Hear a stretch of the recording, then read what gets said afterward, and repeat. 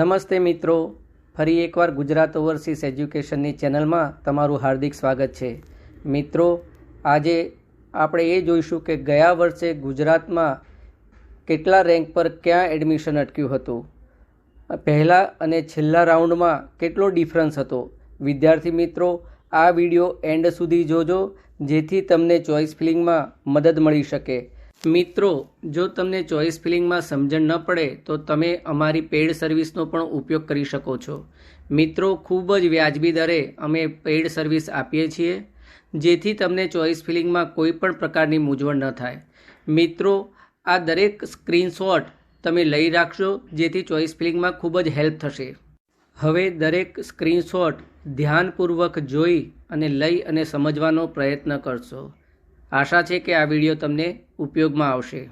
આ વિડીયોમાં પહેલા રાઉન્ડ અને છેલ્લા રાઉન્ડમાં તમારો ગુજરાત રેન્ક જણાવેલ છે અને કેટલો ડિફરન્સ આવે છે તે જણાવેલ છે. આ ઉપરથી તમે અંદાજો મારી અને ચોઇસ ફિલિંગ કરી શકો છો. પરંતુ એક વાત ખાસ ધ્યાન રાખવી કે આ ગયા વર્ષનો નીટ કટ ઓફ છે, જેથી તમે આ વર્ષના નીટ કટ ઓફને ધ્યાનમાં રાખી અને ચોઇસ ફિલિંગ કરશો. ચોઇસ ફિલિંગ ખૂબ જ મહત્ત્વની છે, કારણ કે જો તમારે સારો રેન્ક હોવા છતાં જો ખોટી ચોઇસ ફિલિંગ થશે તો તમે સારામાં સારી મેડિકલ કોલેજમાં એડમિશનથી વંચિત રહી શકો છો. બની શકે તો એક્સપર્ટનો ઓપિનિયન લેવો ખૂબ જ જરૂરી છે.